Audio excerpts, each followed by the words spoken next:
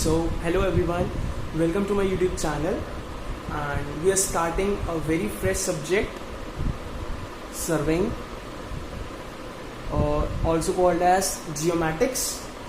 So in the GATE examination, this subject is nearly about 3 to 4 marks. Again, this subject is one of the easiest and one of the scoring subjects. The question will be very simple and to the point, and you will be able to attempt it with a very great accuracy. So what is the importance of this subject in civil engineering? What does surveying stands for? What is the practical importance of this subject? We will be discussing in this YouTube series. So first of all, what is surveying? See, whenever you start any construction project, whenever you start any project, any residential building, any bridge, any structure in civil engineering, the very first thing to do is surveying. So what is surveying?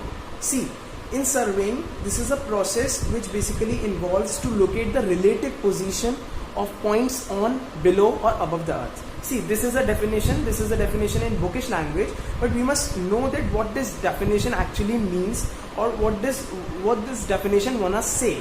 So suppose this is a residential, this is a plot, suppose this is 70 meter and this is 50 meters, say. Now what do you wanna do? You wanna construct a residential building here. This is the plan. What is a plan? Plan is the top view of a structure of an area. So this is a plan.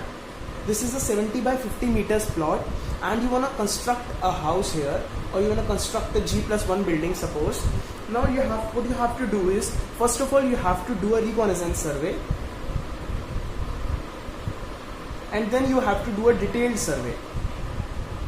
What is a reconnaissance survey? Reconnaissance survey is a rough survey, and detailed survey is a survey with accuracy, precision, and with all the measurements using all the surveying instruments that are required, like chain surveying, or you can use theodolites, you can use compass, or you can use the modern total stations, and so on. So what you will have to do, you will have to actually measure this length and this width.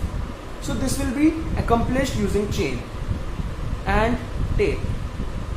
Using this, you will do the linear measurements. Suppose you want to do some angular measurement, then you will be requiring compass, or precisely you will be requiring a theodolite. Similarly, suppose for foundation work you have to excavate, or suppose for highway construction you have to fill the earth. Then for all these processes, you usually go for auto level, dumpy levels, or total stations. In that, you have to actually know the level of this point. Suppose I say this point has a level of 0 meters, then that means I am taking this point as a reference.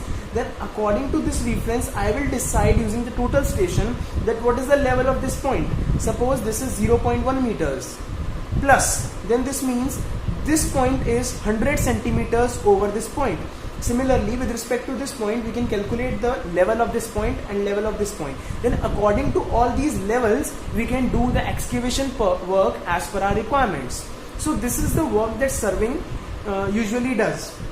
Now, coming upon the types of surveying, or the primary divisions of surveying.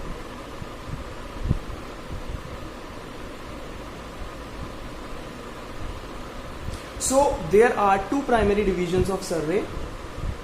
One is the plane survey. Second is the geodetic survey. Now you all know that Earth is a curve. Earth has some curvature. Now suppose for the surveying purpose, if we take into account the curvature of Earth, the radius of curvature of Earth, if taken into account, then that type of surveying is called as geodetic surveying. Now you can imagine that such curvature of Earth, if it is taken into account, then how precise the surveying would be. So this geodetic surveying is usually used for surveying. The purpose of the surveying, if it is too much important, then geodetic surveying is done. If the surveying is not that much important, suppose you have to construct a small building or a small house, suppose a G+2 building, then you will go for plane surveying definitely. But if the surveying is for strategical importance, if the surveying has some strategic importance, like if the surveying is done for military purpose or so on, then you will go for geodetic surveying. Now, what is the there is a rule, like if the area is greater than 260 kilometer squares, then you will go for geodetic surveying, and if the area is less than 260 kilometer squares, then you will go for plane surveying. Now, along with the area, the purpose of survey is also very much significant. See, taking into account the curvature of Earth is a very precise process. For that, you will have to go for instruments that are very precise. You will have to go for skilled labor that will be very much costly. So for small projects, very small projects or very inexpensive projects, we usually go for plane surveying, and for the expensive projects, for important projects, we go for geodetic surveying. Now, for geodetic surveying and plane surveying, there is a differentiation. Like, suppose if we measure a length of 12 kilometers using plane survey, and the same line when measured by taking into account the curvature of Earth, then the error that will be introduced in a length of 12 kilometers will be 1 centimeters.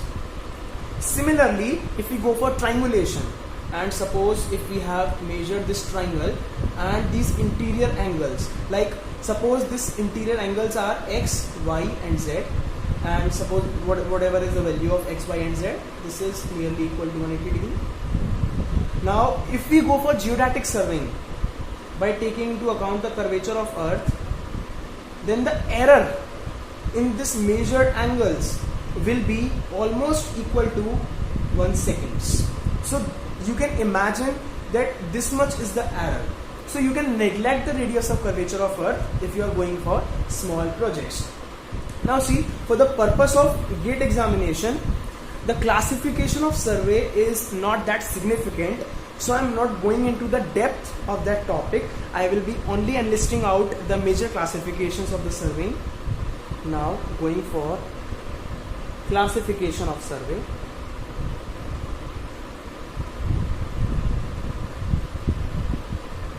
See, the primary classification is, first one is the based on nature of field. It consists of land survey, hydrographic survey and astronomical survey. Now, land survey further comprises of topographical survey. Let me write down. Topographical, cadastral survey and city survey. Now see, in land survey, the surveying is done by taking into reference some benchmark at land. Like this is done on land. This is the underwater survey, and this is the survey that is done by taking into reference some astronomical units like stars, sun, or some planets or some satellites in space. So in topographical survey, what do we actually do? This consists of horizontal and vertical location of natural and man-made features on the surface of Earth, like trees, ponds, lakes, etc. And this cadastral survey, see, this is one of the important surveys that are done in civil engineering. This is to distinguish the property lines. For property based surveys, we go for cadastral surveys. And city surveys, usually the surveys that are done when you set up a city, like you have to set up a water supply scheme, you have to set up sewerage lines, you have to set up electric lines, or so on. So for that you will have to go for city survey. In that case, several instruments can be used so that you can actually detect the slope of the area, and according to that you may set up the water supply lines and the sewerage lines as well. Next comes the hydrographic survey. What is the hydrographic survey? This basically deals with the water bodies, and this is basically for the purpose of navigation and generally for harbor works as well. The next is astronomical survey. I already told you the astronomical survey is the survey that applies the method of determining the position or location of any line or any point on the surface of Earth, and you take the reference of any planets. stars, etc. Now see, basically for hydrographic survey we take mean sea level as our reference. Now this is a term that you will come across in every portion of this subject. So let me tell you that what actually mean sea level means. So mean sea level is basically a reference. Suppose आप कोई भी काम कर रहे हो, अगर आपको किसी भी सपोज आप कोई भी काम कर रहे हो कंस्ट्रक्शन का, तो अगर आपको बहुत सारे पॉइंट्स हैं जिनका आपको लोकेशन या फिर एलिवेशन पता होना चाहिए कि ये पॉइंट कितना ऊंचाई पर है किसी चीज से, तो मीन सी लेवल समुद्र तल होता है जो कि आप वर्टिकल रेफरेंसेस के लिए यूज करते हो. आपने ये रेफरेंस ले लिया मीन सी लेवल, तो आप इसके रिस्पेक्ट में सारे पॉइंट्स का मेजरमेंट करोगे. अगर आप कह रहे हो कि ये पॉइंट 10 मीटर ऊंचाई पर है, तो इसका मतलब है कि ये मीन सी लेवल से 10 मीटर ऊंचाई पर है. आप इसको एक तरीके से बेंचमार्क कह सकते हो, जो कि परमानेंट बेंचमार्क है मीन सी लेवल. सो अभी ये प्रेजेंटली बॉम्बे हाई है. बॉम्बे हाई को हम as a mean sea level अभी ले रहे हैं. इसका लेवल जो है ये रेफरेंस यूज होता है सारे प्रोजेक्ट्स के लिए through out the country. Now the second classification, this is the first classification. The second classification is based on the purpose of survey. Now in the purpose several classifications are there, like engineering survey, geological survey, mine survey, military survey, archaeological survey. Now see, engineering survey is basically used for establishing construction projects, several dams, bridges, and like construction properties, etc. Second is geological survey. This is generally used for locating the strata inside the earth's crust. And mine survey is used for exploring the minerals. Now military survey is used for working out the war strategies and war navigations, like in which direction the war should continue. It also uses remote sensing techniques. We will discuss remote sensing in further series. And archaeological survey is used for the relics of antiquity. Now the third classification is based on instruments used. Now see, there are several instruments used, like chain survey, theodolite, plane table, total station, photogrammetric.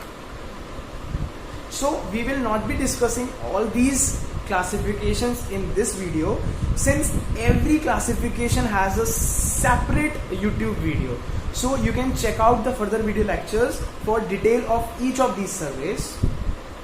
We will be discussing each of these surveys in the further YouTube lecture series. Now jumping upon the principle of surveying. What are the principles of surveying? See, there are two basic principles that will be followed in doing the surveying processes. The first principle is that locating a point with respect to 2 points of reference. That means for every point you actually require 2 points of reference. Suppose if I am standing here and I want to go to this point, then if I say that you have to go 20 meters, then will you be able to locate this point exactly? No. You may go 20 meters here, you may go 20 meters here. So along with the distance here, you also require an angle or some other distance point. Like if I say, suppose this is the east direction, if I say that you have to go 20 meters at an angle of 30 degree to the east, then you will definitely be able to locate this point. If I say you have to go 20 meters at an anti-clockwise direction or a clockwise direction or an anti-clockwise direction, so you require an angle and you require a direction length. So these are the 2 parameters that you require to locate this point. Similarly, this angle and this distance you require to locate this point along with the direction of this angle. So this is the first principle of surveying, that to locate any point you must have at least 2 reference points. Now comes the second principle of surveying. The second principle of surveying says that you have to work from whole to part. What does this mean? See, in the surveying process, suppose I have to survey a complete city. Then suppose this is the city and there are several points inside the city. You have to survey them all. So instead of starting from these small points, what you will do, first of all, you will create this boundary line in the survey. You will measure these points that are lying on this boundary line. This is the baseline of the survey. This is the main line. After locating this main line, you will go for small points. What does this help you? How does this help you? See, if you will start from these points and then you will jump upon the main points, then it will lead to lesser accuracy and also the accumulation of errors. So this helps you by least accumulation of errors, and also higher degree of precision is achieved in this process, since you are locating these points, the points on this baseline, with higher accuracy, and you can compromise with the accuracy inside these small points, since these points have lesser importance as compared to these points. If you will locate these points with higher accuracy, then definitely this will impact these points and errors will be least. So now coming upon one of the basic important topics, and that is plan versus map.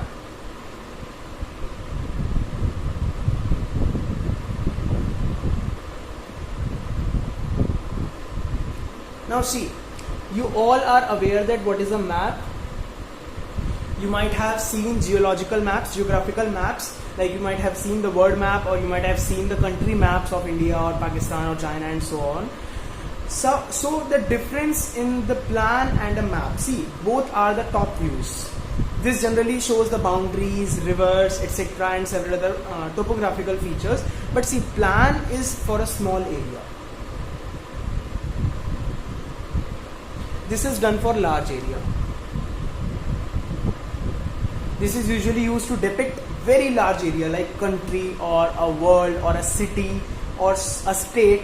But this plan is usually used to locate just a very small building or a very small area. Suppose you have to make a plan for your house, then that plan will be called specifically as a plan, and you will not call that as a map. So this is the difference between a plan and a map. Now the difference in the scale is that the scale for a plan is large scale, and the scale used for a map is a small scale. Now let me tell you that what a scale actually is. See, scale can be defined as the length on map divided by length on ground. Suppose you measured a line of 100 kilometers on ground, and if you depict that same line that you measured on the ground on a piece of paper, then you will actually not use that 100 kilometers as 100 kilometers. Since you have a very specific size of paper, you cannot show that 100 kilometers by 100 kilometer line on the paper.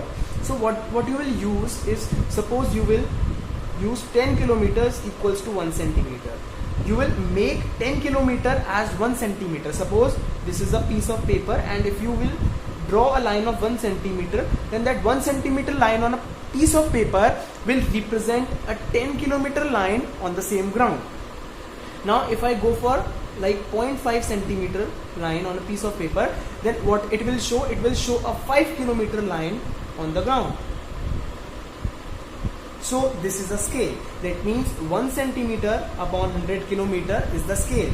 Now if you will convert this in same units, like if you will convert this kilometer into centimeter, then you will get something like 100, like you can predict how many zeros will be there. So this will be called as the scale or the representative fraction.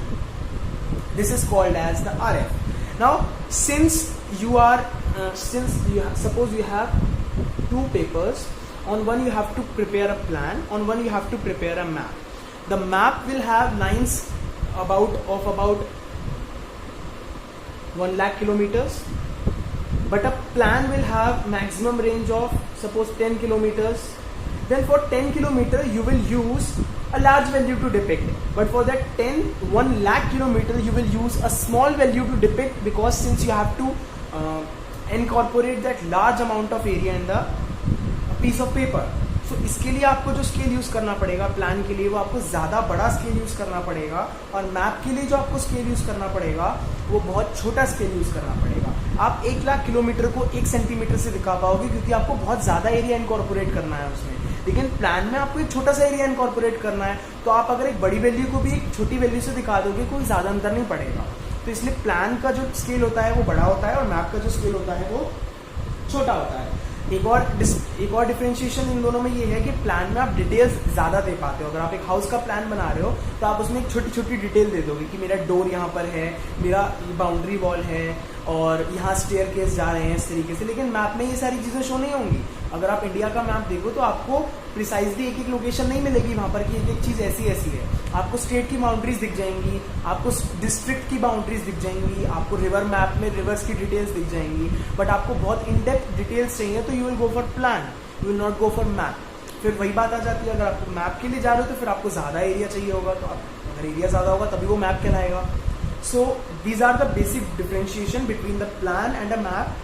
Now in the next video lecture we will start with one of the important surveys and one of the basic surveys that was started the earliest, that was the chain surveying, and we'll start with the chain surveying and the corrections, the tape corrections, the chain corrections, and the types of chains, the types of tapes, and several other small instruments like pegs, arrows, ranging rods, and cross stars. We'll discuss everything in detail in the next video lecture. So thank you and have a nice day.